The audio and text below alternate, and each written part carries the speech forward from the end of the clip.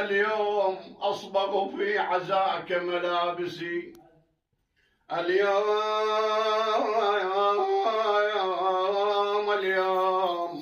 أصبغ في عزاك ملابسي سودا وأسكبها طلات دموعي، تقل ما يناسب يا شباب للجنان مثلك انت تنام خويا بهالبجاوان، ما يناسب